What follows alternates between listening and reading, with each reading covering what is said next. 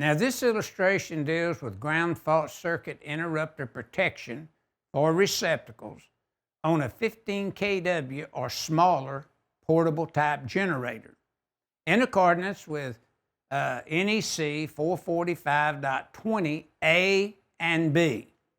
Now, let's review the notes first. Now, note 1, locking type, 125 volt, 250 volt receptacles, not available with generator. Now, in other words, you're not going to be using these receptacles when the generator is powering up, powering, say, the building, and you're going to use a selector type switch, that these receptacles will not be in use when the generator is running and feeding full power, and you don't want anything else plugged in that could reduce the amount of power the generator is designed to supply under certain conditions of use.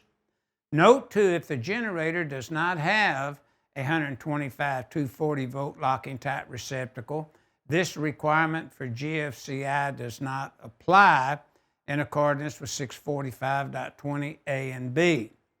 So what this is saying, note 1 and 2, are the receptacles available with a generator or they're not? And if they are, then it tells you what has to be done, or they have to be GFCI protected. So for example, if you're going to use them when the generator is supplying power somewhere and you haven't cut the receptacles out from the generator supplying them, then you're going to need GFCI protection on them. But if you cut them out, no.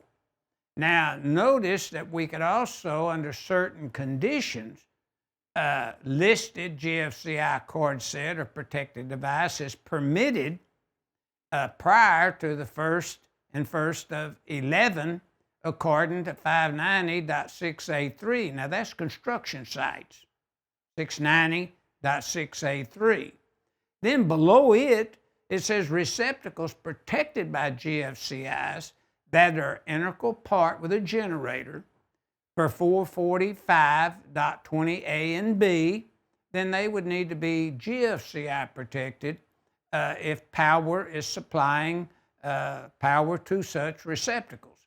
Now, the equipment grounds, the grounded metal parts of equipment connected to the receptacle grounding terminals and connected to the frame of the generator in accordance with 590.6A3 for construction.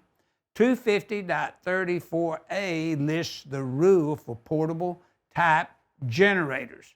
So the generator falls as a 15 kW or smaller and meets the requirements of 645.20 A and B. Now, review sections recommended is for marking, 645.11, for overcurrent protection, 645.12 A through 3, for ampacity of conductors, 445.13, disconnecting means, 445.18, 15 kW or smaller portable generators, 445.20 A and B. Now, figure 16-142 is dealing with requirements for receptacles to be GFCI protected or not in accordance with 645.20 A and B.